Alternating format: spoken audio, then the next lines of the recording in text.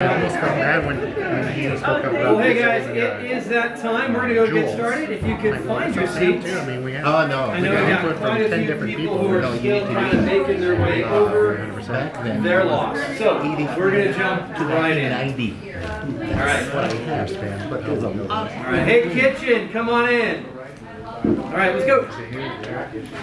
Well, hey guys, welcome to Connection Points. We are now officially in the fourth quarter. I love the fourth quarter, and I've been saying this for a while. I think the fourth quarter is God's gift to realtors. It is your absolute opportunity to connect with that database in a way that you don't have the ability to for the rest of the year. The rest of the year, people say things like, well, I don't know what to call about. The fourth quarter gives you every single reason to call. It's, hey, what are your plans for the holidays? It's, hey, I'm getting ready to send out Christmas cards. I want to make sure I've got the right information. It's, hey, has anyone done your annual property equity analysis for you? Whatever it is, you've got, hey, come to our trunk or treat event, right? Every opportunity to be in touch with the database. So this is our connections questions today. How many calls did you make this morning? How many conversations did you have this morning, and how many leads, and where did they come from? Because as a real estate agent, we should be developing business all the time. On your mark, get set, talk to each other.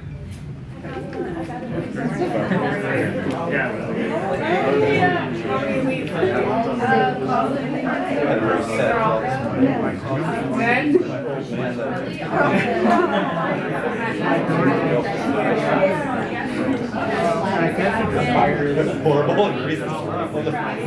We always talk about that. My mortgage He was renting. It's a 49.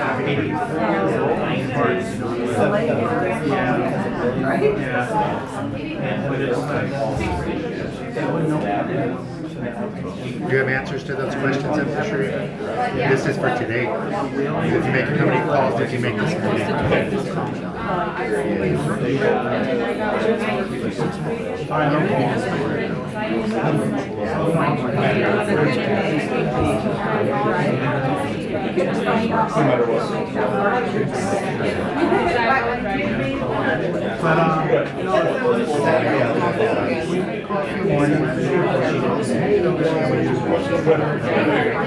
And that's why there was no objection that I could have seen. That's what it looks like.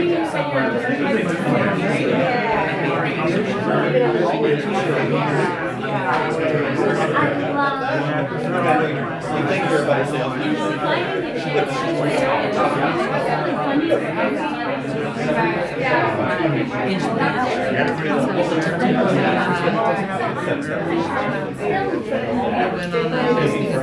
All right, guys, bring it back. Let's talk about it. So, how many calls did you make this morning? He's not going to be ready till January. Anybody want to shout that number out? Anybody? Johnson got 5? Anybody? All right, so let's zero in. How many contacts did you make this morning? Are we not using our words today, kids? What's going on? So anybody want to shout out? Okay, so my guess is if we didn't make any calls this morning, we all have reasons, right? What are our reasons right now? We had to get dressed to come here. Had to get dressed to come here? All right, had to get dressed. I'm going to say that sounds like one my daughter would use. Had to get dressed. The dog ate her homework. She wanted to come home today because she did not wear the right t-shirt for cheer. She's still at school. Okay, what else? What other reasons? I have a coaching call from 10 to 11. Okay.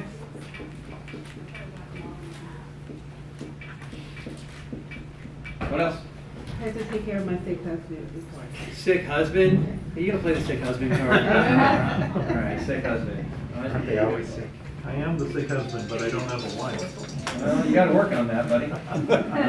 Sick husband. Okay, what else? Sid. Also, I had to make calls to look for a part for my oven. You have to win it? To look for parts for my oven door that broke. So, okay, A hinge. calling. That was my morning. About oven, okay. Good. Okay, That what was a else? vendor call this I morning. did want to. Didn't want to. All right, good. Thank you, Ray, for your honesty. Oh, thank you. Did not. Anybody else? We're having a business meeting ourselves. Business We're meeting. discussing financials. I think I wrote that meeting. Okay, good. So I'm just going to run through these real quickly, just, kind of saying this. Because the truth of the matter is, if you're not doing lead generation, you're choosing something else, right? Now, that something else could be what's stopping you from having success, right? So we have to acknowledge that everything in life is about choices. And so what I see on the board is I had to get dressed. Okay, now I just want to point out that the day begins at a certain time, and then it, goes to 11. So I would say maybe spend a little bit more time before or after. So what time? You got kids, right? Yeah. So I know you're not sleeping in. No. Right? Because as parents, that's not allowed, right? But you're busy getting them ready for their life, right? And so that Get them stops us ready from to getting get ready. myself ready It's a to get legitimate there. All these excuse. calls this afternoon. All right. So, but we got to prioritize, right? So getting them ready means I need to get me ready, then get them ready, right? Because mom usually is the last person to get ready because everybody else is ready. That's why moms go to school with big sunglasses. It doesn't matter if it's raining outside, right? Coming here. There you go. Yeah. Okay. God Good. bless you. Coaching call 10 to 11, right? There were a few more hours than 10 to 11. So, right? So we got to look at that. I don't like calling, I personally don't call until 10. Okay, all right, that's fine. Sick husband, I'm not sure how sick we're talking, so. Very sick, okay, then you gotta take care of him, and that's real. Calling about the oven, did you call from 8 until 11, Robert? I mean, what was going on there, buddy? They weren't picking up their Sometimes phone. you're on. They weren't picking up their phone? Well, yeah, I'll tell Finally you got what. them. Here, I'm We gonna can't give you more close- time. We can't close our door, that's a problem. If you do the lead generation, you can pay somebody to fix the oven. That was just today. No, I'm just saying, okay, good.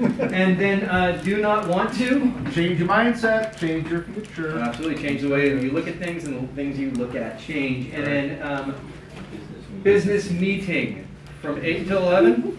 Pretty much. Our office hours start at 9. Who are you meeting with? Other than backup that had to get dressed, but yeah. All right, good. There you go. Yeah. So here's what I want to say. We're talking an argument in the kitchen? Like your business partner, so that could have been running for a while. It was a running meeting. It's just like, no, but here's the thing. And I'm just giving you the same hard time my coach gave me, right? If it's not a priority, it doesn't happen, right? If I'm not choosing this, I'm choosing something else. And that something else is what I'm choosing instead of my success, right? And ultimately, that's what it comes down to. Is there business in this market right now? You better believe there is. Who's getting that business? The people who are prioritizing their success, right? And they're all good things. Getting the kids to school is a good thing, right? The coaching call is a good thing. Take care of your sick husband is a good thing, right? Calling about the oven, if you want to be married, you probably got to get taken care of, right? I mean, that's a thing, right? Did not want to, I can't qualify that as a good thing. I can't, no. But I maybe want to do something else, and then business means a good thing. That's okay. So, one of my friends one time said something to me that was really poignant. He was like, if the devil can't get you with bad things, he'll get you with good things, right? And it's just a lesson I take with me. Spiritual world, whatever, but like in my business world, there's always good things to do. But if I'm not doing the things I have to, my one thing, it's going to fall behind. We've got some goals this month, 30 listings at the Market Center, right? So I want you guys to focus on that. Where's my next listing coming from? Where's my next listing coming from? So, all right. Keller Williams is not like every business out there. We're a little bit different. We're a lot different. It's our beliefs that make us different. Here to say a little bit more about that, Mr. Brent Beatle. Good morning, everyone. Good morning. So I love giving great quotes of the week. This week it's from Winston Churchill, right? This is a guy that experienced life. He said this, personally, I'm always ready to learn, although I don't always like being taught. There's a big difference, right? So, that's the one thing we learn. Our Y4C2Ts, when we apply them, it's something to learn. That's a great thing. Because if we don't apply them in the actions that we take, then we're going to be taught some tough lessons in life. And that's a part of what Chris is talking about here. He's trying to help us learn to have a priority so that we don't get taught bad lessons in life. So we all want to stand up and repeat our Y4C2Ts so we can learn them, okay? You ready? Here we go. Win-win or no deal. Integrity, do the right thing. Customers, they always come first. Commitment in all things. Communication, seek first to understand. Creativity, ideas before results. Teamwork, together everyone achieves more. Trust starts with honesty. Equity, opportunities for all. And success results through people. Great job, you guys. Sit down, let me give you 3 quick things of KW culture. Man, I love this one. Communication, seek first to understand. You know, this is true in the way that we learn. We have 2 ears and 1 mouth. So listening is the best way for learning. And it's different than having to be taught a lesson. You know, so we want to learn to listen, because that is great KW culture. The second thing of great KW culture is this. You know, our great KW behavior is sharpening our skills by attending trainings and conferences. So we learn and we are ready to give a response to that hope that's inside of you. I want to be better. I want to make money for my family. I want to be the best that I can be.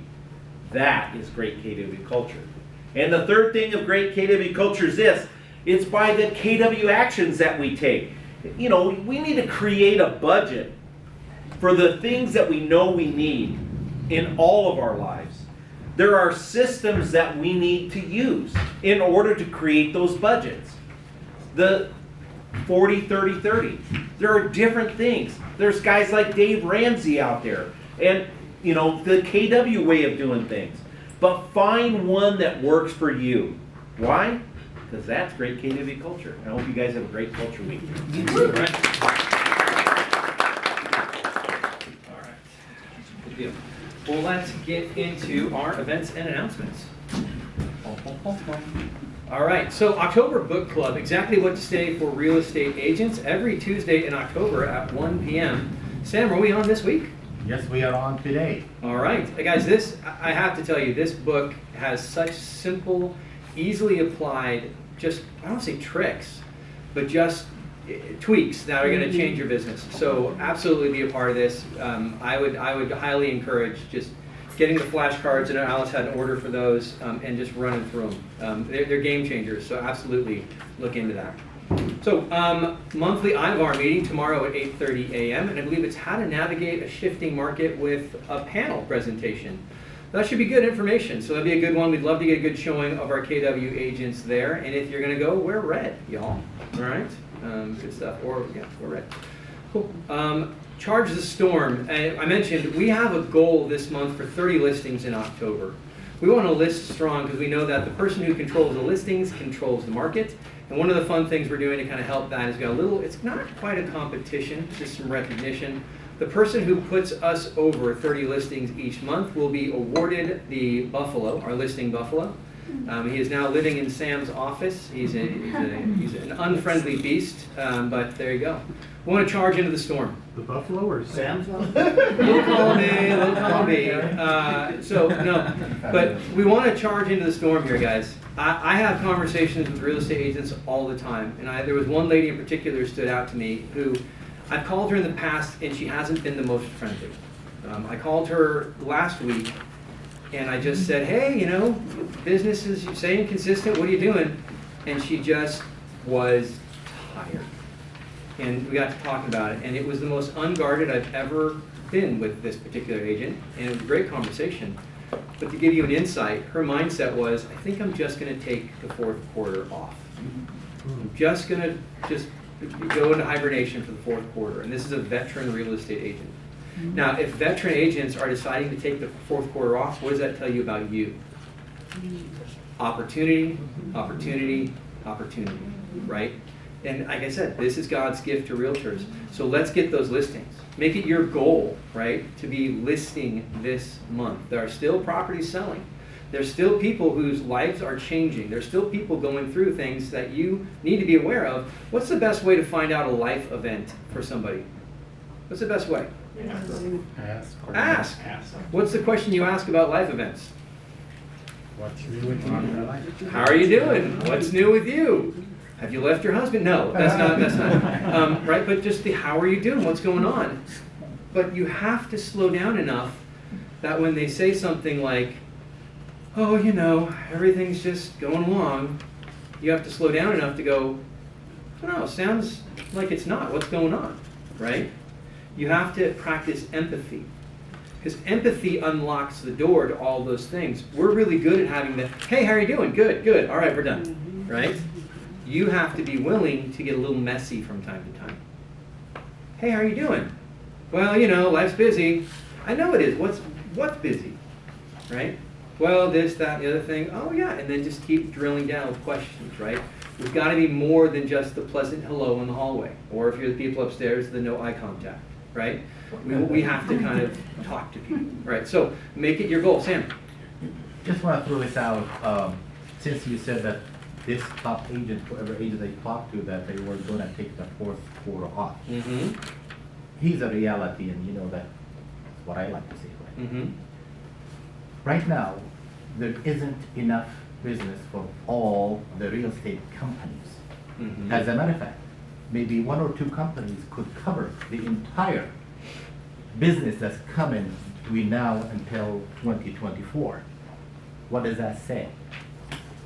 Let's say to you that you really have to be very hungry, that you really have to rise above everything and everyone, and you really have to go and treat this like a business, period. Don't kill yourself. Absolutely, absolutely. And treating it like a business, you know, Marion said this last week on a call, you build a business right, you build it on numbers. My numbers are how many people have I talked to today, how many people do I need to talk to get to the appointment, right? If I know that number, just run that play. For me right now, it's about 20 people to get to the appointment. Right? I don't know what your number is. You gotta find out. All right, cool. Trunk or Treat, this is coming up on October 27th, and this is one of your great opportunities to call your database and everybody you know.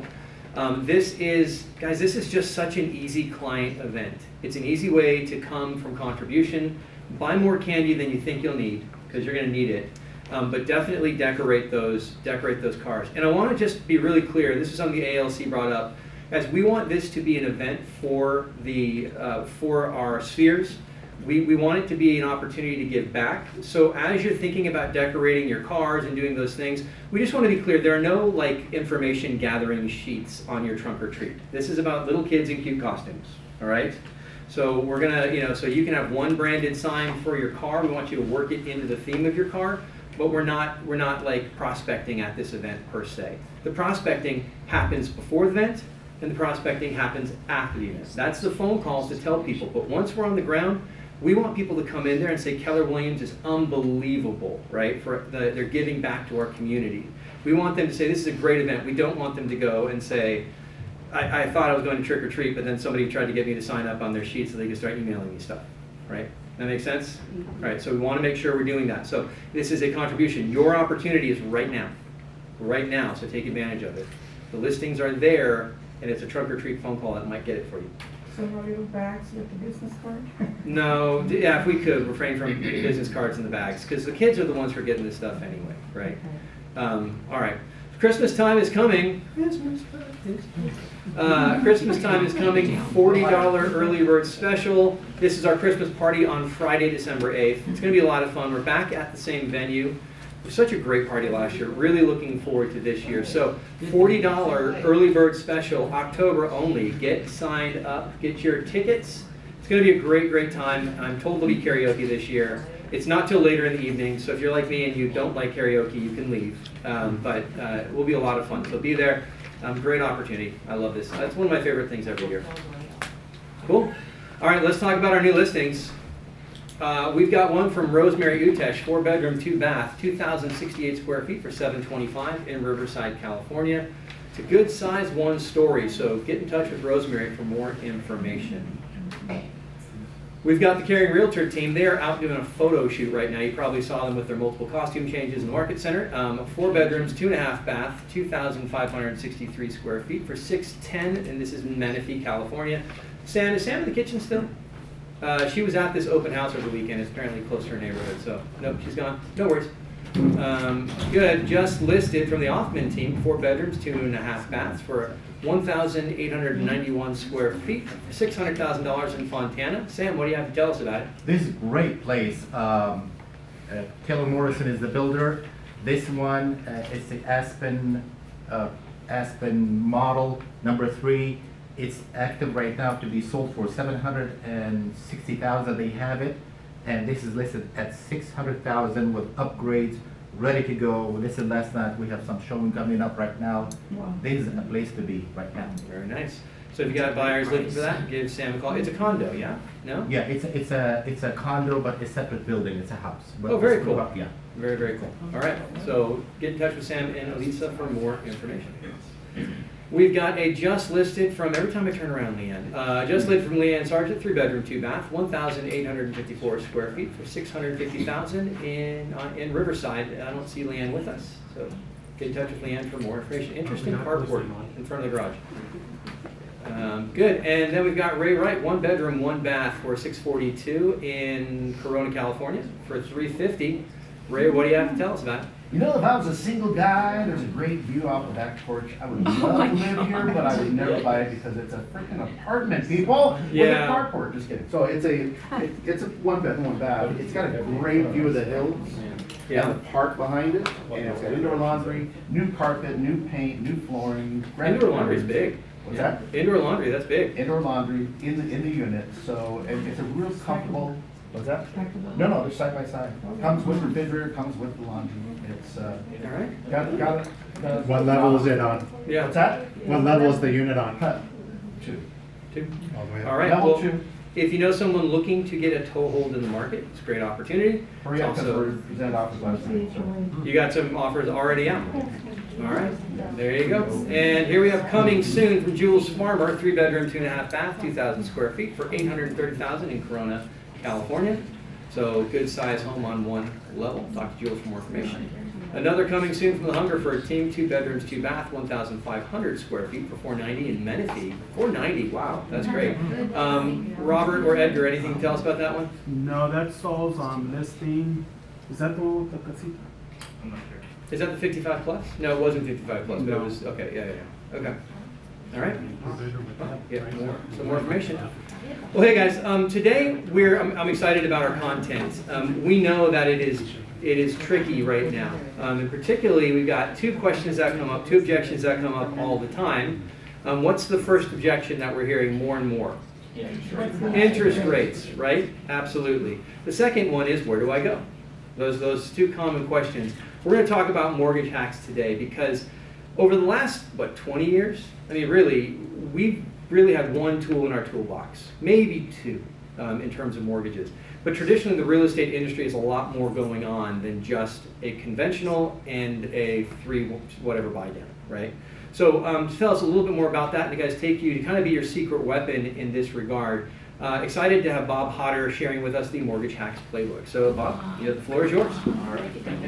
And then I think we're going over today. Is that right, Bob? It'd be lunch and then continue after, or? We'll do our best. Okay, all right. Well, we might go over, we might break for lunch and come back, so I'll let Bob be in charge of that. So. All right. So KWRI typically writes real estate courses for us, right? Because we're all in real estate. And this last year, Jason Abrams teamed up with the mortgage folks at Keller to write a mortgage hacks class because one of the objections that we're facing in this market, the 2 single biggest objections are interest rates and inventory. And adding to that, even home sellers right now who want to sell their home are holding off because they're locked into 2.5%, 3.5% interest rates. So it's not just an objection for buyers, it's an objection we're hearing for sellers as well.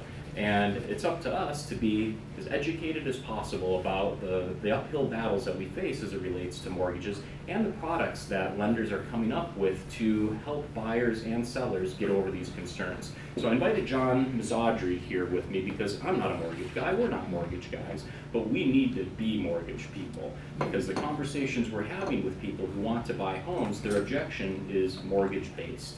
And we need to be educated as to everything that's going on in the mortgage industry, products that are coming up, products that are happening now, so that we can use those and add them to our tool belt. As Chris said, it's always been the last 15, 20 years, it's been the 30-year fixed interest rate, right? That's what was in our tool belt, so we didn't really identify it as a tool necessarily, because that's just all there was in the consumer's mind.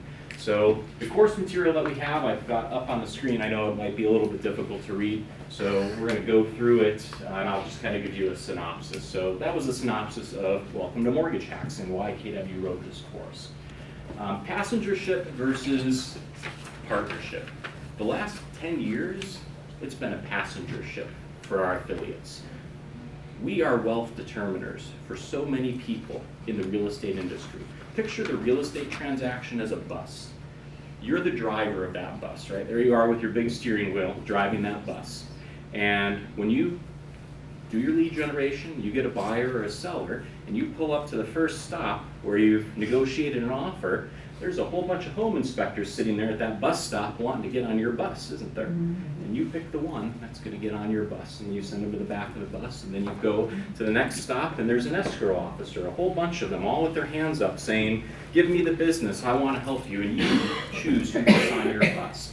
You're a wealth determiner for appraisers, mortgage brokers, home inspectors, termite, radon in Michigan, all kinds of people who else makes money in the real estate transaction because of our lead generation, because of what we do. And we're in control of that. So the last 10 years, it's been passenger ships. We just need a smile and some good service and get on my bus, let's go, and get this baby closed. Well, the market's shifted, and there's not as many transactions out there. You need to look at each one of your affiliates, each one of the people that you're a wealth determiner for those people, and ask how they can help you get more business. What can they do? And today we're going to focus on the mortgage piece of it, and that's what lenders are trying to do now, is they're trying to come up with innovative programs to help us close deals. So we need to move from passengership to partnership. Look at each one of your vendors, your affiliates that you're a wealth determiner for, and have meetings with them and ask, what are you doing to help me get more business so that I can help you transact that business? We're looking for partners. But today it's just going to be about mortgage. All right. So step 1, 2, 3, 4, 5, 6, and 7 we're going to go through. We're going to talk about the market of the moment. We're going to understand the current mortgage solutions available. Jonathan's going to help us with that. Understand mortgage product hacks. And what this is all going towards, what we're going for, the whole culmination of this, is how can we use this information to go get more business? Not just to take this information so that we're ready to handle objections as they come at us, but rather that we can proactively use this information to initiate conversations, initiate more conversations. Because as Chris said earlier, he needs to have 20 conversations to get an appointment. How many conversations do you need? So this is all about initiating more conversations, which turns into more business for us. All right, the market of the moment, right? It's interest rates, right? Is there any other objections that we're hearing out there? There's usually an assortment of objections, right? But not right now. It's just interest rates. That is our market of the moment. Understanding current mortgage solutions. So this is a fun story. Does anybody know how mortgages got started? The whole concept of it goes way back to the 1190s in England. Back then, Jews were the primary lenders of money to people to buy land. So they would loan Alice and Brent money to buy their land, and then Alice and Brent would make payments to them. Now, it was a problem for them when Alice and Brent stopped making the payments because they would have to go seize that property as collateral, right? And that was tough. There was no system in place for it. Well, the king at the time, the crown, they wanted in on that action because the Jews were making the interest that Alice and Brent were paying, but there was no taxes involved. So the state said, well, why don't we do this? Why don't you have them sign a mortgage, and we'll put it in a chest, and put a padlock on it in the castle, and you pay taxes for that, a transfer tax, for the recording of that mortgage in the castle, and then if they stop paying, the state will assist you. We'll send over some knights and kick them off the land. But that's really how it got started. That is how the mortgage system, and of course, we're based in English common law. So has that changed over the years? Sure. Before FHA, mortgages in America were typically 5-year balloons, 40 to 50% down payments. It was only in the 1930s when the Federal Housing Administration was founded that they provided insurance to lenders, and down payments were as little as 20%. And over the years, they've gotten to as low as 3.5%, and some conventional, 0%. So a fun little fact on mortgage history. Could you use that story to initiate a conversation with somebody? Possibly. And that's what we're looking at. Everything that we're talking about today, think about, how could I post on social media something that's going to initiate a conversation with somebody? How can I initiate more conversations with this guy? All right, understanding mortgage products. Jonathan. I think that, in my opinion, this is just my professional opinion, it's worth what you're paying for today, but I do believe that the buy downs are going to become a lot more relevant. Anybody see a buy down that wasn't a new builder in the past 3 months? Raise your hand. Okay, we saw one? Okay. I would say early this spring, I would say 75% of the deals that I did had some sort of buy down in it, which is buying down the interest rate for 1, 2, or 3 years. I would say somewhere this spring, maybe it was March, April, May, June, that all went away. We just magically turned back into an on-fire market again, at least in the entry-level price points, and it's pretty much gone away. I would say I'm seeing this here and there, but right now, if you don't understand the way the buy-down works, talk to your loan officer, talk to me, talk to somebody, so that when you have a seller and you've got a house that's sitting for more than 2 weeks, we can start helping you put together presentations on perhaps $10,000 or $20,000 towards a mortgage buy-down. Could save the buyer $300, $500, $700 a month for the next couple of years, versus just simply dropping the price $10,000 or $20,000. Bob has a good little quick example here. I don't know if you can see it, but this is a $500,000 purchase, just showing how, right, you can do permanent buy down points. I don't want to bore anybody, but everybody's heard of buy down points, correct? You can always buy down a mortgage. You can pay 1 point is 1% of the amount of the mortgage, and you can buy the rate down a little bit. This is a pretty good example here. Let's just say the rate's 7%. You can pay 1 point, buy the rate down to 6.75, save $70 a month. That's not very exciting. Yeah, that's Nobody's buying or not buying a house today over $70 a month.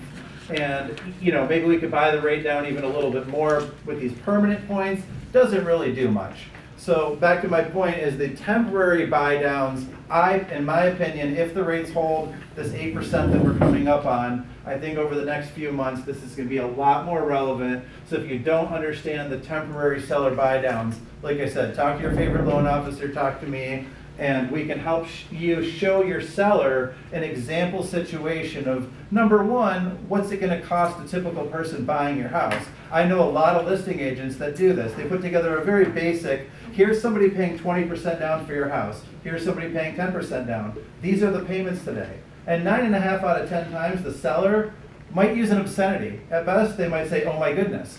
And that is just one very real thing to have conversation with your seller. And you're going to you always have the conversation about, you know what, if we don't get offers in the first 2 weeks, here's what we're going to do. Well, you can bring out, well, here's something we can do before we drop the price, $50,000. Maybe we can offer a 2-1 or a 3-2-1 buy down that might cost you $10,000 or $20,000. Can I go up to the real super basics? Does everybody understand what a 2-1 buy down is, or a 3-1 buy down, 3-2-1 buy down? Everybody? Everybody. I don't understand. Everybody. I really don't. Okay, so Just in case, because there might be somebody who's shy, right? So Sam, to start, there's a 1 year, 1%, but there's a bunch of different ones, but I'll keep it simple. There's a 1 year, 1% buy down. That usually costs about 0.7, under 1% of the amount of the mortgage, gives the buyer 1% off for the first year. Goes up to a 3-2-1 where you have 3 years worth of buy down. The first year is 3% off, the second year is 2% off, third year is 1% off. That gets a little expensive. That costs 3 to 4% of the loan amount. But again, that could be a lesser number than your seller dropping the price of the house $50,000 when they might have been able to offer that buy down for $20,000. The seller would feel a little bit better about it, and the buyer's got a $500 to $700 a month lower payment. So everybody feels a little bit better about that scenario. Very creative. Yeah. Right, correct. And that's something where, right, if you represent the seller, right, you're always having that conversation. Hey, you know what, Mr. Seller, Mrs. Seller, you're right, your price might be a little optimistic. Here's what we're going to do at 1 week, 2 weeks. look, I've got an option here that's better than just dropping your price. And this is significant, right? The other one, the buying the rate down permanently saves $79 a month. Again, nobody's Right. making a Okay. decision to buy or sell over $70. But these 3-2-1 buy downs are significant. And if you're working with a buyer that believes in the next 3 years interest rates will reverse course and go down, this is an option for them to still be in a 30-year fixed rate environment, right? No talk about ARMs or adjustable rate anything, but get a discount for the first 3 years. In this example, but again, all of this is $500,000 example, 5% down, $25,000. Pretty low end, actually, right. With an interest rate of 7, that first year of a 4% interest rate is $892 per month less than they would pay in a traditional fixed rate. The next year, $610 less, and the next year, $312 a month less. So this is an option to get somebody who's a little bit nervous about interest rates, but they do feel they're going to go down. In fact, they'll say things like, I'm going to wait until interest rates go down. Have you ever had somebody say they're going to wait until So they go down? could I refinance in a year or two Yes. if I decided to? Yes, And no penalties, no nothing? absolutely. Correct, so yeah, not to get too nuts and bolts on these buy downs, but what it is it's taking a chunk of money and putting it into the escrow account. There's actually no magic in this, but it's taking the seller concessions as a chunk of money, putting it into the buyer's loans escrow account, and then divvying it out on a monthly basis. 6 months from now, if there was a massive drop in rates, we could refinance them into a regular loan, they'll get that money refunded. If they sell the house, they get that any surplus money refunded. It's a better deal than the permanent points, where if somebody does permanent buy down points and the rates drop in 6 months or a year, they're out all of that permanent buy down points. These, you're never wasting any money. So that's huge. Pretty slick, Sure. huh? Yeah. That's kind of the money that the seller has to pay. Is it part of the purchase contract or is it? No, the seller has to pay it with a seller concession. So you would have to negotiate it as a seller concession. So in other words, if I, instead of me asking the seller to reduce it 50,000. Right, you could ask him for a 3-2-1 buy down. This one here, and really, it could be not 50,000, it could be maybe 25,000. 20,000. Right. Right? So we sold it for that price, the buyer is happy and the seller is happy. Correct, and like this example here is only a $500,000 house, I'm Right. sure you've got bigger than that, but right, $892 a month on a $500,000 house, that is a massive, massive amount. So I mean, obviously, the higher the loan amount went, the more that would magnify, and it would be more expensive, but again, that 3-2-1 buy down might cost 30 grand versus you asking for the 50,000 off the price, but your buyer thinks that rates are gonna go down in the next 3 years, which we all really hope they do. And right, saving somebody $1,000 a month that first year in the house is, and then I It's think significant. the other really quick example they put here on the $500,000 house. Let's just say you go in at 475, right? How much do you think that's gonna save your buyer? $158 a month. It's not significant at all, versus if you went to the seller and said, let's put all that money into a buy down, it's gonna help your seller a lot better over the next 3 years. So this is really a That's tool a for you to great use on your flyer for listings. open house. Yes. So whatever money is in the escrow account, and let's say the buyer refinances on the second year, whatever credit is on the, and I wanna understand this, whatever credit is already in the escrow account, does that get applied to the buyer's principal, or does it get sent back to the seller? My understanding is, no, it would never go back to the seller, it would go back to the buyer. So it'll go and. I don't believe it'll be a principal reduction, but it'll be money they'll get back. Okay. One way or another, it's the buyer's money. So, right, none of it's ever lost. So that's the big thing versus, if you go to the seller and ask for concessions and they do a permanent rate buy down, then that money's totally just wasted. But that's a big deal though, to actually point that particular little point right there out to the buyer, say, hey. Correct, it's always you the buyer's may have money. this money here. Right, This money within is the yours. realm of allowable concessions, Right. it's the buyer's money and they can get it back. If they sold the house the next month, they would get all that money back. That's great. I mean, we don't want that to happen, but. Yeah. Can they use the money that's in the escrow account and apply that to their refi cost and fees? It would come off the payoff, so yeah. I mean, it would drop the loan amount. So their payoff would just be less what's in the escrow account. Because you'll take in consideration whatever's. Correct, right. Right. Yeah, they're getting, I mean, indirectly, it's coming off the refi because they're getting the money back, so then their new loan is gonna be smaller. But it's, the big point is it's always the buyer's money and it never gets wasted. If they sold the house in a month, they get the money back. If they refi in 6 months, they refi in 2 years. And their escrow account money is always their money. So that's where, once I realized that, because there's no magic in this, it's dollar for dollar savings going into the account. But then you put out the concessions, okay. Yeah, So, so what's important, when you're writing these contracts, you can't just write $50,000 seller concessions, so you've got a big fat pay down. There's limitations as to how much those can be, and it varies by program. correct, yeah, I was just gonna get to this, this is a good slide. There are limits to seller concessions. I don't know if you've ever had a scenario where the lender came back to you and said, oh my goodness, we have a great problem here, you got me too much seller concession. And now we're scrambling and being like, oh shoot, we have too much seller concession, what are we gonna do with it? So less than 10% down conventional loans are a 3% maximum seller concession. That's gonna limit you to like a 2-1 buy down, which is still really strong.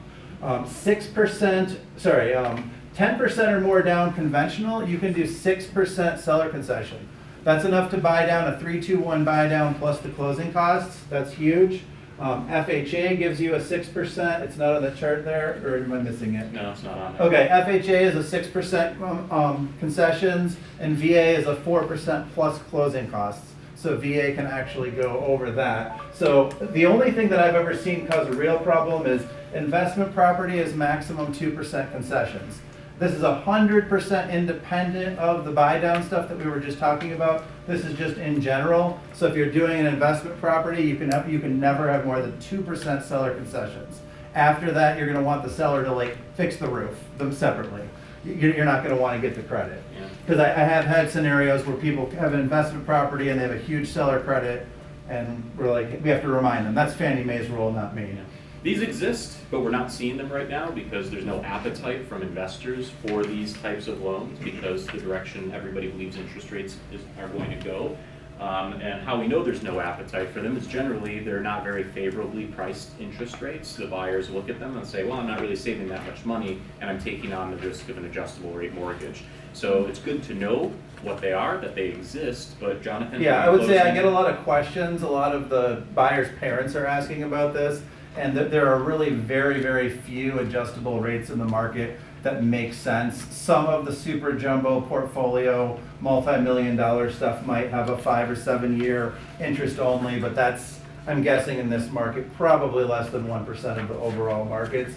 So yeah, if somebody comes across an adjustable rate mortgage and it really is 3% lower than the 30-year fixed, great. If that works for you. I haven't seen anything like that, but once in a blue moon, some credit union will have some funky product, and right, we can of course guide them that it makes sense. We don't see very much of this right now. You save a boatload of interest in this scenario, but we just don't see a lot of it right now, the 15-year fixed mortgage. Why are we not seeing a lot of the adjustable rates? I mean, The way the market is, the Treasury is paying over 5%. If you've got money, let's say you've got a bunch of money and you want to invest it, the Treasury right now is paying 5-point-something% on a 5-year. You want to tie your money up with the United States Treasury, they'll pay you 5% today at a 100% guaranteed no risk. What kind of rate would you want if you were going to loan out? You have $10 million, and you want to loan it out. Would you loan that out on a mortgage? Or would you loan that out on the U.S. Treasury guaranteed for 5%? So you would want, if for your money, you would want some sort of significant gap above the guaranteed U.S. Treasury. Spread. You'd want a spread on your money. Because we all heard of hard money lenders, 10%, 12%, 15%. Right, they want something in return for their risk. You have $10 million. You're not buying mortgages that are paying 5% for 5 years when you can go put your money in the United States government will give you 5%. So that's pretty much why. I mean, if you're a credit union or a bank with your own money, you can do what you want. But again, it wouldn't be prudent for a bank or a credit union even to be loaning money out At below one market. point, Altura Credit Union had a 7-year adjustable rate very recently, within the last 90 days, For 4.75%. 4.75%. And realtors kept asking me about it. It was driving me crazy. So I asked one of my friends at another big credit union, I was like, what is this? He's like, yeah, that doesn't make sense. they're losing money, they just must have some money that they've allocated that they have to loan out, and then boom, they ran out, and now they're 6.5% or something. Right, Whereas because they could take that money and they could buy a US Treasury bond for 5% return. So why would they loan it on real estate, which is risk, for 4.75%? with 5% down, right. And I mean, there are occasionally, once in a blue moon, you'll see a credit union with some funky, crazy good deal where maybe they have money that they've put aside as, you know, to help the community kind of thing, but that doesn't make Do you sense. think they almost use it as like a teaser rate to get more applications in? Well, I was or- talking to one of the loan officers at Altura, because I called them, I was like, is this real? And he's like, yep, it's real, it is super, super tight, 740 credit, 43 debt ratio, better be on the same job for 2 years. But if you fit in the box, it was a great deal. And I'm honest with people, I'm like, if someone came to me with that, I was like, hey, that's a really good deal, I'd probably do that. And that's not a super common scenario, but it is a scenario that's out there. And right, yeah, the Altura, or like I said, different credit unions, if they're truly nonprofit, they might allocate money to something that doesn't make sense. Like, I don't know if you've ever gotten a car loan and the credit union is like 2-3% below the going car loan rate. These credit unions just have money, and because they're nonprofit, they can do things. They can be like, you know what, we're gonna run a promotion of super cheap car loans. And as long as at the end of the year they don't lose money, maybe they make money because they give you 0.1% in your checking account, and then they loan it out. Loan it back to you. Actually, no, it's, I mean, if you come on in and you put your money into their, bank account, and you lock it up with CDs.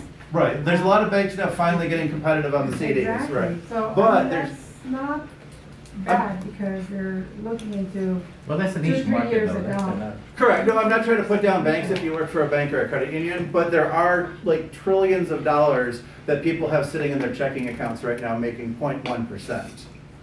And that was my point there. They can afford to loan. I know that smart people don't, but there are people that I see every day. Every day I see people with $10, $20, $100,000 at Bank of America making 0.1%, and they're paying $12 a month for the privilege.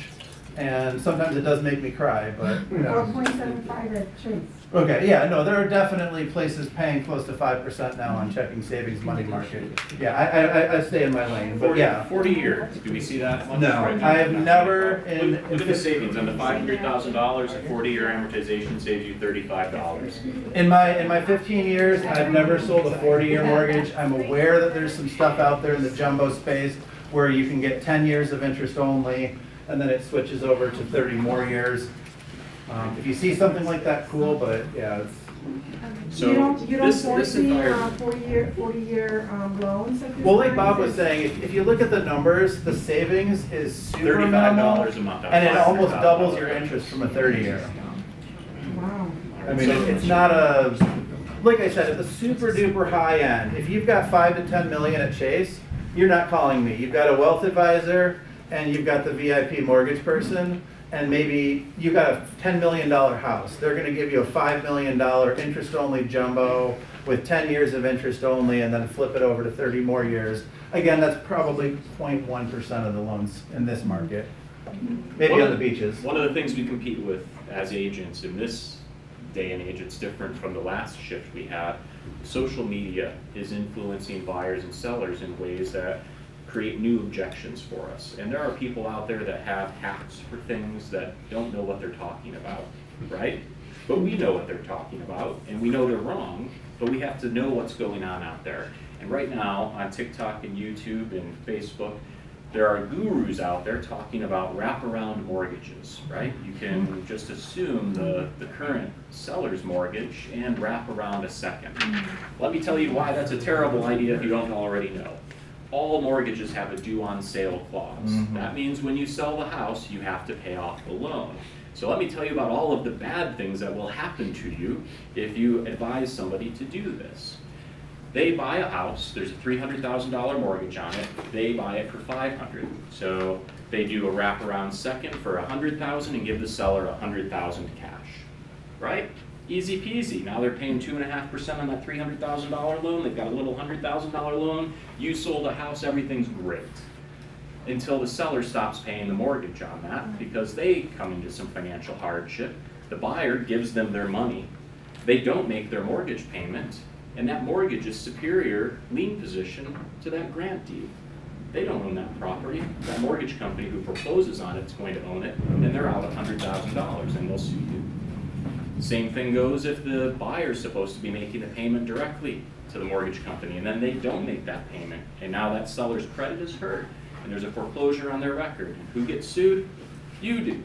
So we don't do wraparound mortgages, and that's why. But it's important for us to understand why, what the implications are for buyers and for sellers. It's not good for either party when it's not good. When everybody pays, it's good. Lenders don't actively look for homes that have been sold and go foreclose on loans that are being paid. That's true, right? But when people stop paying, bad things will happen and we will get sued. But that's going around in social media right now, the wraparound mortgage and assumable. There's only one type of mortgage that is assumable. Jonathan? Right, so VA assumable, I think, is relevant. I've seen a handful of them over the past year. I would have nothing to do with it, but I can help you facilitate it. In the 1 minute, I make a whole class out of this, but the 1 minute thing is the buyer needs enough cash to close between sales price and the seller's current loan plus the buy side closing costs. So if you represent a buyer that has a large down payment, reasonable, I'm talking 100 grand, so let's just throw that number out, and they're banging their head against the wall about today they got quoted 7.7% or whatever it was, we can start looking for houses that have a VA assumable loan. Sometimes in the MLS they'll throw out there that it's assumable. If you do a little bit of homework, you might be able to look for people, you can go into the property profile and see if there's a VA loan. Your title company can get you a list. Some You say, "I'm looking for sellers this." will entertain it, some will not. But if you've got a buyer that can come up with that cash to close to get that 2, 3, even a 4% interest rate and save them $1,000, $1,500 a month over the going interest rate, huge. You have a VA seller that wants to get top dollar. I've got one right now I'm working with. I did his purchase, now it's a year later, he wants to sell. The guy thought it would be a good idea to get 2 solar systems. So he has 2 different solar systems with 2 different payments. And if he were to pay them off, he'd be walking away with next to nothing. But guess what? I got him a 2.25% interest rate a year and a half ago, or whatever it was. So my suggestion to him and his listing agent is, hey, you know what? I will allow this loan to be assumed if you take over these 2 solar systems. And now the guy's gonna get a check at close for 60, 70 grand. If he paid off the solar systems, he'd be getting a check for like 0 to 10 grand. Now, here's the downside, that guy's VA is kind of tied up for a little bit. And if the buyer that buys the house is not a veteran, his VA is going to be partially encumbered until it's paid off. But this guy is getting 60, 80 grand versus 0 to $10,000. He's willing to take that risk. Is that your question? Yes, Okay. the person had to be a veteran. They do not have to be a veteran. If a veteran assumes it, they can substitute in their own eligibility, allowing the selling veteran to have full immediate VA eligibility going forward. That's the super duper win-win. That buyer just has to have enough cash, like I said, the gap of the sales price to the mortgage balance plus their own closing costs.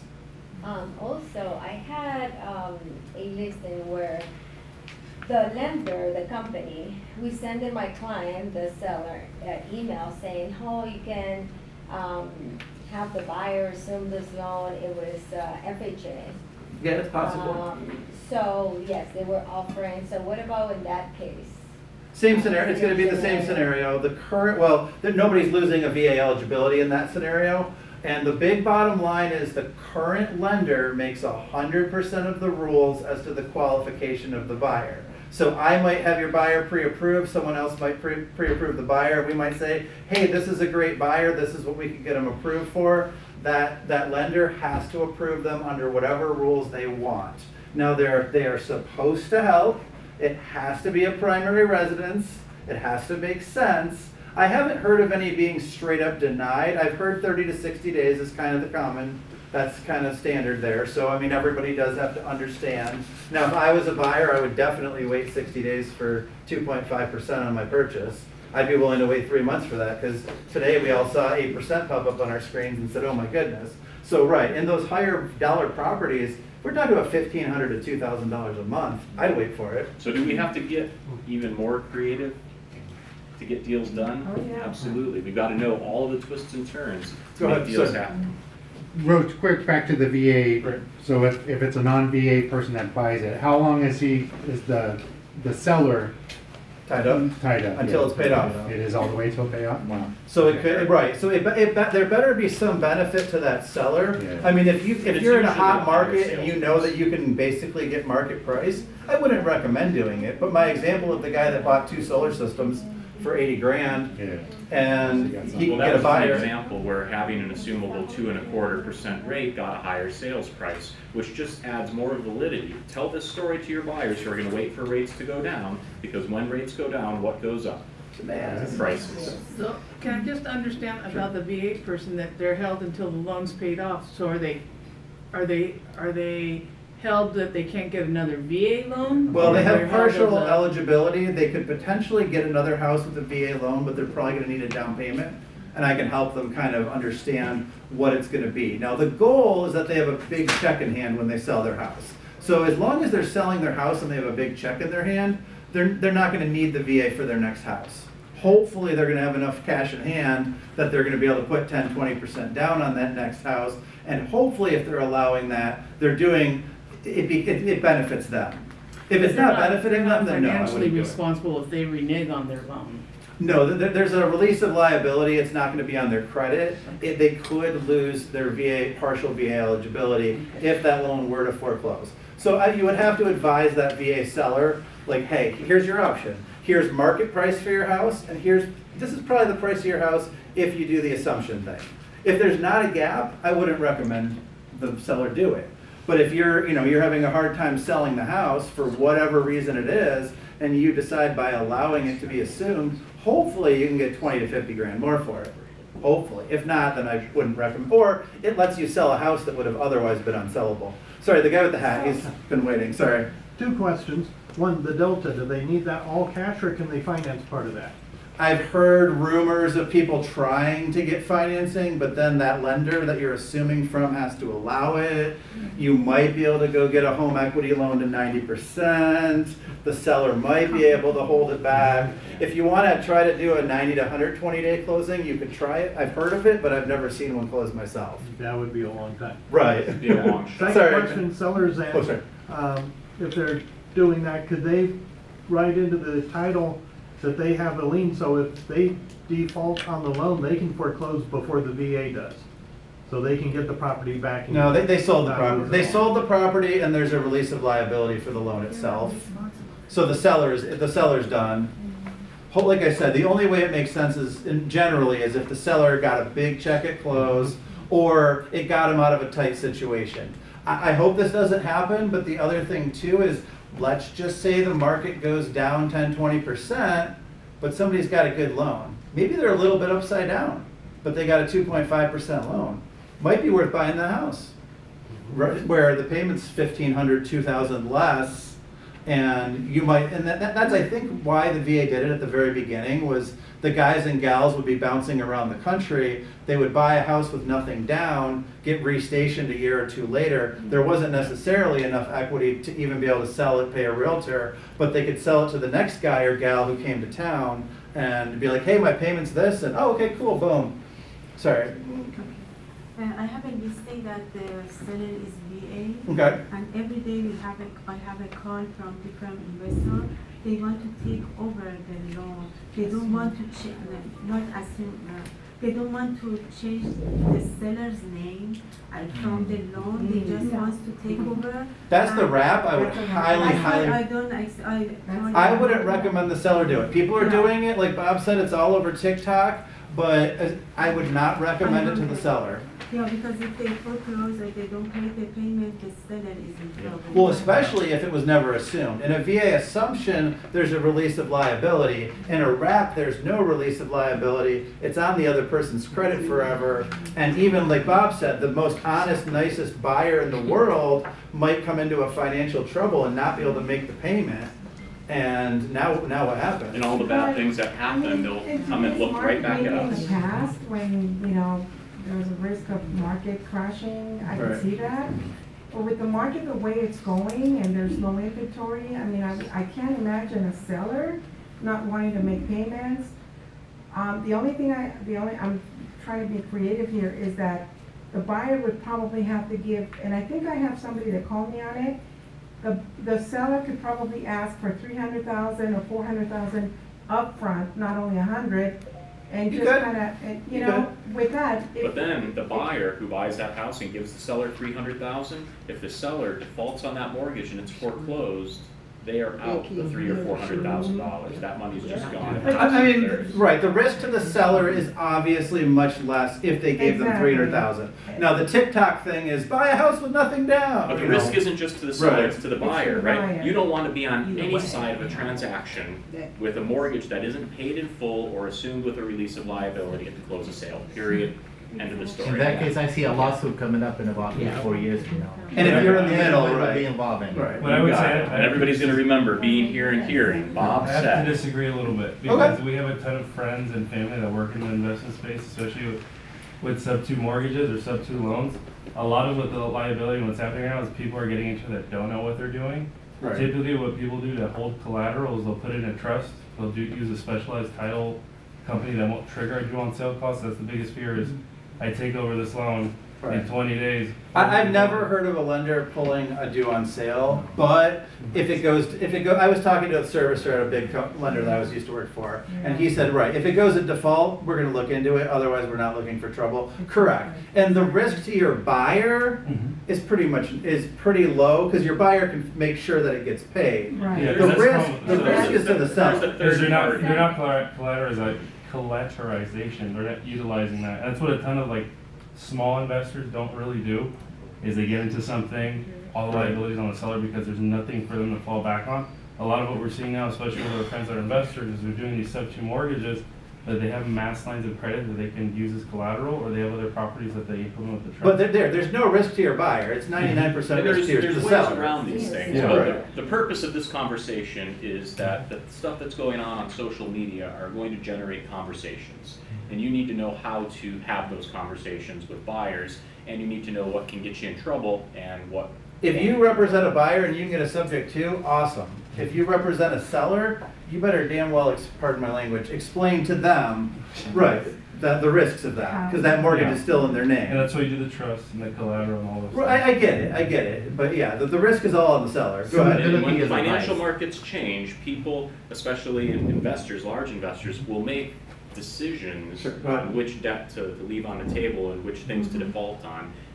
And that could, they may have the money for it, but they may make the decision to default on something as a business decision. So in general, it's just not good practice for us to be involved. If you're the buyer and you're willing to take that risk, if you're the seller and you're willing to take that risk, great. But remember, we advise buyers and sellers, and we have to give good advice and not get ourselves wrapped up in the things. You said there's sometimes a due on sale clause, which isn't normally triggered as long as everything is. Every mortgage that I know of has a due on sale clause. But, So, but again, I've never heard of a mortgage company pulling a due on sale. But like I said, if it does go into default, then right, it gets pulled and they start digging into it. have you heard of people writing it up in a way, because I've heard of people writing these sub-twos and stuff up in a way to where if the buyer defaults, then it goes back. I'm sure there's a lawyer that can put that together. And, right, we don't want to be the one, you don't want to be the one putting that together. Is there a lawyer that puts together trusts and puts together wording about the seller getting the house back if the buyer defaults? I'm sure that's possible. Yeah. But you don't want to be the one telling grandma, well, grandma doesn't worry about her credit as much, sorry. But versus, right, a regular person where you're like, okay, look, though that loan's going to be in your name until they pay it off, right? The seller needs to understand that. Now, very few sellers understand that. I have to say that one way it's been a real big blessing is we had this lady in Hemet who was $110,000 underwater on her. And you took over a low rate. And they took over. Right, no, I threw Otherwise, that they out. ran their Absolutely, credit or- absolutely. Yeah. I was throwing, with the VA, and was this 10 years ago or recently? No, this was 4 months ago. But she actually had good enough rates where it made She sense had to do it. $910 PITI and I rented at $2,000, and she couldn't go anywhere with that money, and so instead of ruining her credit, investor came Right. in, gave her 40 grand And God bless the 100-year-old And lady, that's- she's not worried about her credit. That's happening a lot right now What? with people that are in debt and they're way behind into the bank. and Oh, they just absolutely, can't get out. absolutely. Investors will come in and say, hey, we'll give you this much money, cash. Right. And we'll just take over. I totally understand. I mean, with a 100-year-old grandma being upside down. As long as the investor explains explicitly, Right. and the agent Right. involved, that what the risks are. No, what I the- totally get that. That's a win-win-win. If grandma can't live in the house anymore for whatever reason, and she's upside down, right, letting that house go to short sale isn't gonna help her versus if an investor gave her 20, 30 grand or whatever, right, awesome. If you're involved in a transaction that the mortgage isn't getting paid at the close of sale, Joan and Chris need to know about it. Yeah. Right? And we may tell you that your clients need to consult with an attorney, so that way they have proper representation and we don't give any legal advice, or the perception that we gave legal advice isn't there. Right. Because at the end of the day, the 110-year-old lady might live to be 120, and the market might crash, and that investor might make the business decision to not pay it. And just at the end of the day, if she had an attorney that consulted with her, now we don't have any I liability. had one like that, and I walked away. I Yep, mean, we it gotta- was a we gotta be listing- careful. I'm gonna It was a keep- listing I got in Riverside, and then the buyer and investor came in, and he wanted me to write it all up, and I said, I'm not doing it. So I told the seller, guess what? I'm willing to cancel your listing, and you can do it directly with the buyer. Excellent. I'll wait All right, for I'm it, gonna 'cause, yeah, keep- you don't want to. I'm gonna keep on going because you guys will be shocked to know that we're only like a quarter of the way through here. This is great conversation, right? This is really good stuff. And if you And we disagree with all- me, I'm cool with that, and right, yeah, you won't hurt We've my all feelings. heard good Can I stories. just add one So, thing, Hope, because Sure. on the VA, just for you to know, if a lot of VAs, the wife and husband are both VAs. Right, and there So could be if they another do a person with their own C1, left, right? Then the wife could still qualify for it. Correct, and a lot of people still have a bunch of eligibility left, and if they have a big chunk of money, you can have two VA loans at the same time. I'm gonna put a button. I know, Bob, I know. All right, home buyer assistance programs. I'm gonna keep this one real brief. They exist. You can finance with no money down, but you do need money. Right now, if you can't negotiate closing costs, and most home buyer assistance, they're looking at $350, $450, the type of listings that when it gets listed, there's a line out the door still. So you're not gonna get the seller concessions. If you're working with somebody and they have less than $10,000 in cash, it costs money to buy an appraisal, have an inspection, pack your things and move. EMD. Write a check for $5,000 for your EMD if you want your offer to be seriously considered. They exist, but that doesn't mean you can have zero money in the bank and be able to do it. So know that the home buyer assistance programs exist, and when you're talking to people about them, make sure they've got at least $10,000, preferably $15,000 to $20,000, because there's costs involved in buying a home. And although the financing is 100%, those costs still exist, right? Did I sum that up well enough? No, that was good, Bob. Yeah, I mean, Cal HFA is strong, but right, the rates are the rates, and 95. I said, did I sum that enough? Yes, You and said I'm yes. gonna put it in my 30 seconds. I'm gonna put it in my minute, okay. 99% of people that call me for down payment assistance, what they actually need is payment assistance. So we all kind of need to put together, I want a $350,000, $400,000 house, here is the payment. I can help you with the down payment portion of it, but this is the payment. Is your income approximately 2.5 to 3 times that payment? If yes, and they have the $5,000 to $10,000 in the bank, let's talk about it. If they say I make $4,000 a month and the payment's $3,500, probably not gonna work. Probably not gonna work. All right. But TikTok says. Sam is going to, yes, TikTok will tell you that you can buy it with no money down. Sam is going to email a copy of this, so that way you guys can go through it and study it. Because- oh, did she already? Already got it. There are pieces in here that are conversation initiators, and that's our job, right? Our job is to use the market of the moment, and that's mortgage and interest rates, to initiate as many conversations as possible. You'll go to step 4 to see ways to initiate conversations with your database of people that already own homes, that you may have sold a home to already, or you just know they own a home. You can talk to them about early payoff hacks, home equity lines of credits. Are they paying PMI? Can you help them get PMI removed? Getting rid of their escrow account, don't talk about that. House hacking, I don't know what that one is, but you can check number 5.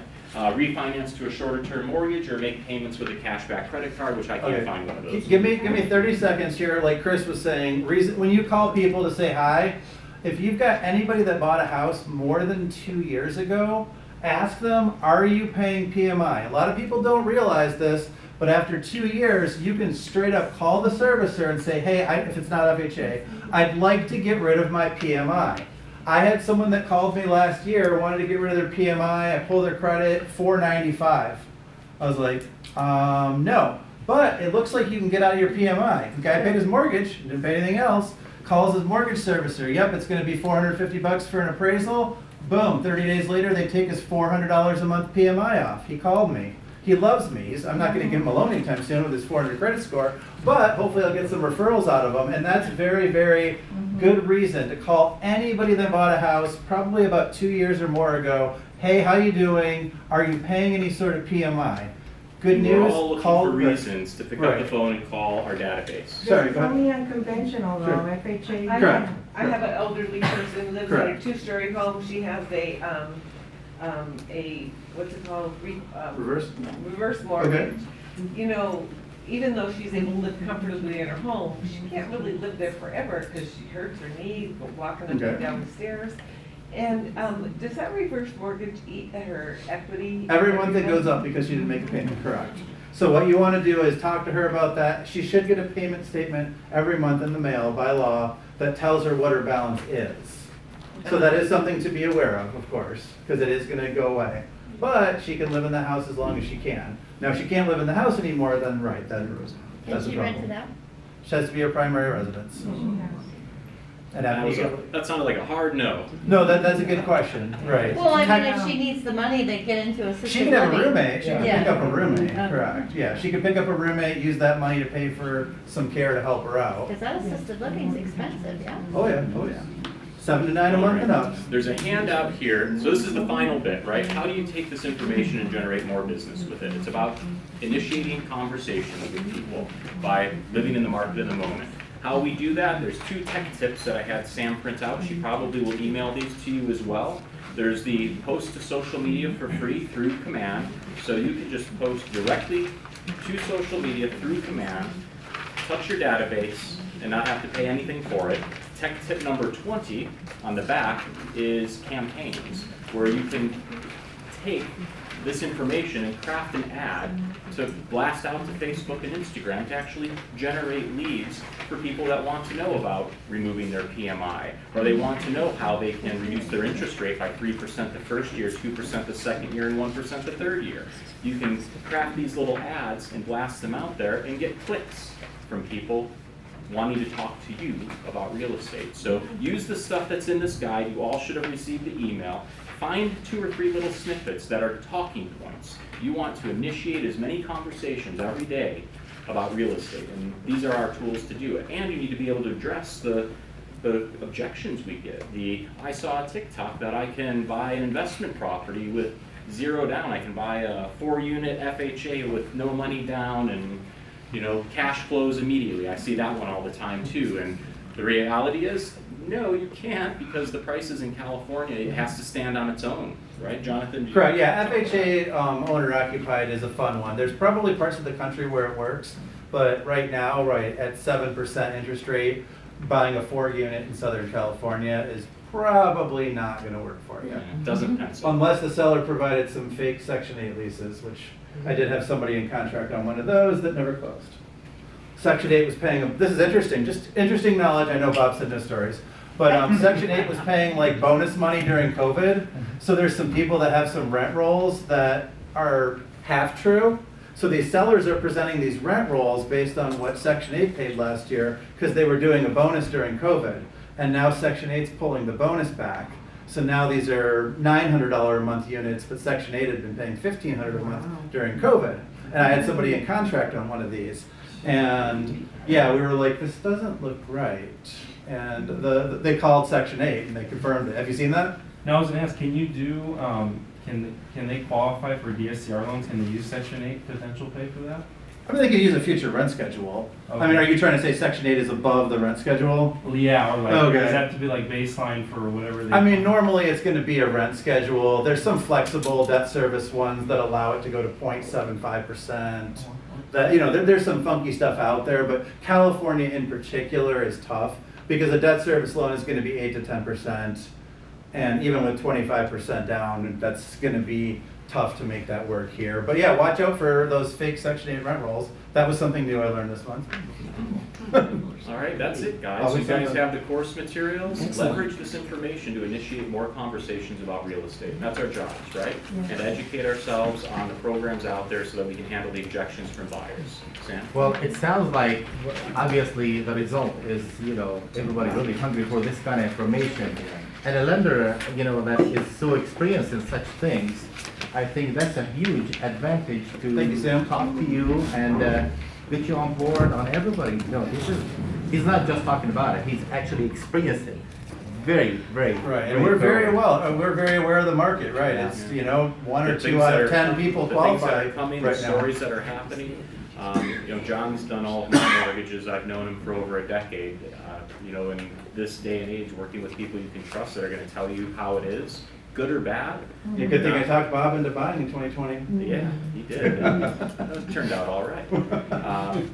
But yeah, Jonathan is fantastic, and I appreciate Thanks, him Bob. coming out here today and sharing his knowledge, because I can read the course materials, but I don't know his industry the way he knows it. And that goes right back from passengership to partnership. And you need to have good partners in this business, because our job and what we're good at is lead generation. What he's good at is sitting behind the computer all day reading through the fine print of these underwriting decisions so that he can answer your questions. And every deal is tougher. I'm sure you're seeing that. Every deal is tougher, and right, it is what it is, and we have to power through it. And yeah, we obviously can't give up fourth quarter like Chris was saying. That's great to hear, though. I hear every day there's loan officers leaving the business. Every day there's realtors not leaving the business. I'm excited about January. Selfishly, that's when you have to renew your mortgage license. It's a good $500-600 if you want to do California plus the federal one, and that's going to be the point where a big chunk of loan officers are going to disappear. It happens to us too in Right. real estate, right? We renew our board dues and we see the NAR real estate number. Realtors go like that. Redfin are already out of NAR. Yes. That's interesting. Yeah. Big deal. So one final point, just a little words of encouragement to you guys. Life happens and people are still buying and selling real estate. Can I give my example from this morning? Yeah, it's I not had a going good to stop, right? We were talking about our calls this morning, and Bob and I were talking about our 5 calls. And I was like, well, I had an interesting one this morning. I was checking in on an 83-year-old gentleman I had talked to 3-4 months ago. And he was renting somewhere down in San Diego. He could walk to the beach. His family wants him to move to Murrieta, but he didn't want to move to Murrieta. And I was like, I totally get it. There's no objection handling on an 83, maybe Bob would say there is, but an 83-year-old happy man with a girlfriend walking to the beach in San Diego. Why would you want to move to Murrieta? We'll get her a house across the street. Right. So anyway, I called him today and I was like, how you doing? He's like, not so good. Because I was like, oh, your realtor mentioned that you were looking at houses again. He's like, yeah, my girlfriend died. And I was like, oh my God. The guy's 83 years old, and he's like, I think it's time now that I need to move to Murrieta. And I was like, And folks, okay. she did not die because interest rates were high, right? Nobody gets married because interest rates are low or high. Nobody gets divorced because they're low or high. Nobody has children. Nobody separates or divorces or dies. Real estate still Right. life, God bless the guy, continues now to he's happen. moving to Murrieta. And we know from the recession in 2008 and 9, the baseline transactions in this country are 4 million units. That's just life happening, right? Nobody's motivated to buy because of interest rates, but life is happening. So to hear agents taking Q4 off, that's great. That's great, right? Because there's still 4 million units out there for you guys to transact. Go out there and get them. Just keep talking to people because life continues to happen. Interest rates, you hear buyers saying, well, I'm going to wait till interest rates go down. The objection handler to that is to what? Right? To what? Exactly. What's your exact plan? The reality is when rates go back down, prices go back up. And we just have to be good at handling these objections. Because life is going to continue to happen. People are growing older. And everybody knows how old they are. Just add 30 to that number. So if you take out a 30-year mortgage today, that's when it's going to be paid off. Take your age and add 30. That's a long freaking time. So how long are you going to wait for interest rates to change? So thank you guys Thanks, for coming. Bob. This is Thank you. sorry we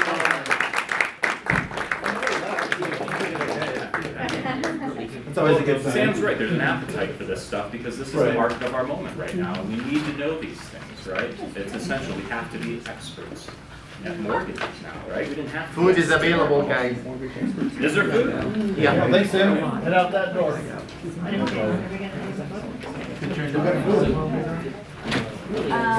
I just like It was the one that.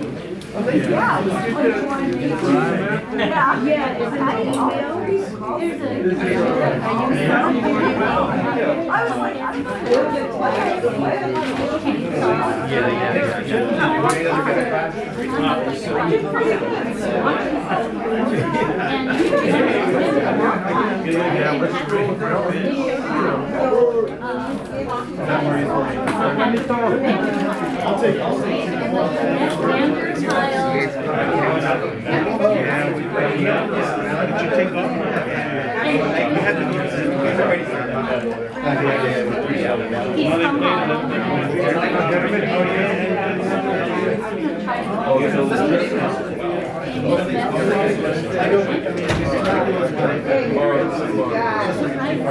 Thank you much. But if you have any questions, just call me. Okay, I've been here since 2011. Oh my God. Yes, you too, sorry. I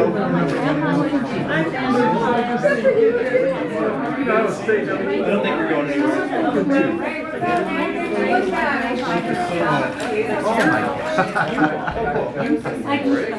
She's like, just from that show, she never found her family.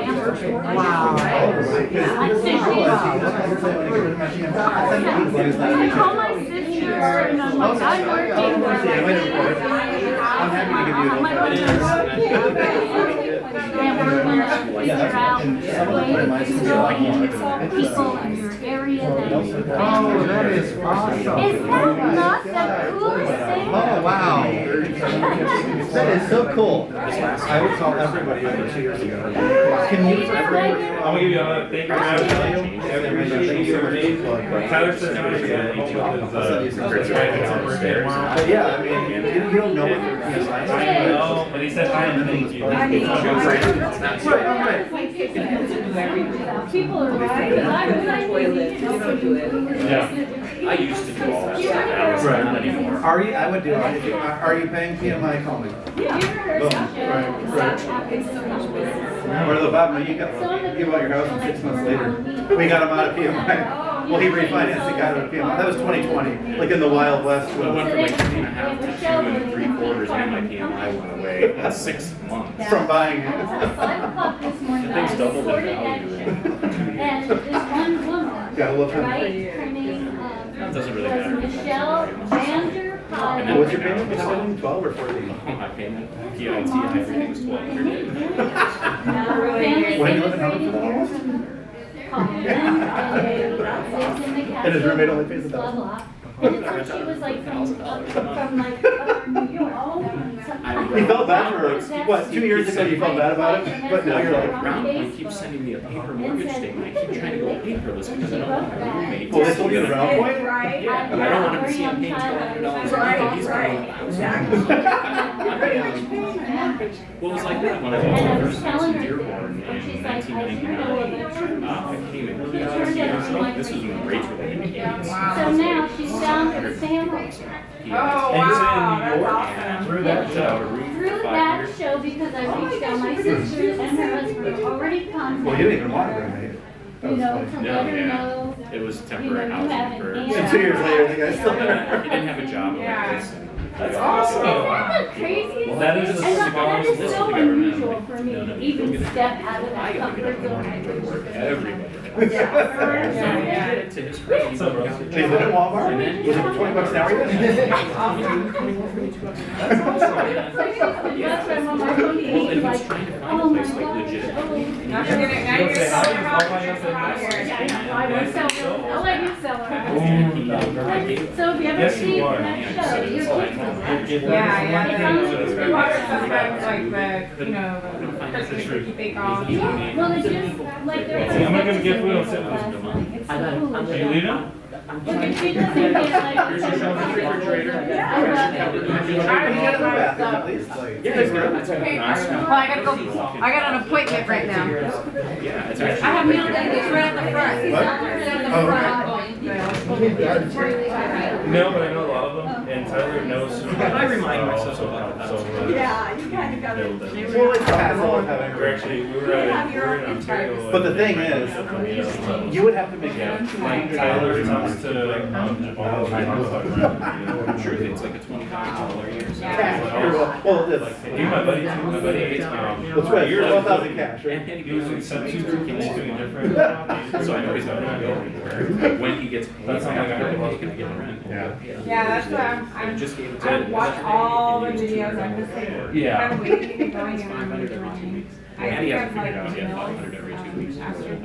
Okay. You don't give them a discount on those 2 months? It's very Oh my far. gosh. What? It's like, If he I can't will say figure it like- out. Oh, you're mean. you know. You're mean. yeah. You really do bi-weekly? Like a couple You don't give them the bonus weeks off, the 2 months? I can probably count on my hands the people that actually do it for a living. I just want to see that like. He's good with that? Yeah. You Well, I mean, everything here. We spend a lot of money. Everything's included. Because it's a lot, I know. It's like 10 grand. And then add all of your utilities to it. It's gonna be 1,500 to Our 200. bills, 120 for electric and gas. Yeah, that's kind of, Internet's $8. I like, Right. So he's gonna starting with internet. wholesale now, it's a little bit easier. Where's my gas? TV, He's got a bad. 65-inch TV Sorry, on. buddy, we flipped over. 65 in a bedroom? Did like retail real estate or commercial, so. Usually people do retail and they get out of it, so that. I always No, say but that he in such doesn't, he doesn't, the sad reality is that he's not getting ripped off. Yes, he's Yeah, like. because he can't. What's he gonna do? What's he gonna do for $1,000? Yeah. No, my biggest ever warm and fuzzy deal was $41,000 Go for it. in 2011. Oh, You sit over here and it's go worth back like to 180 or something. He just sold it for 180. Yeah, I got it for 40. I do. I like to see American him. Garden off of Kirby. What did you tell people? You're in the lake area? Diamond Valley.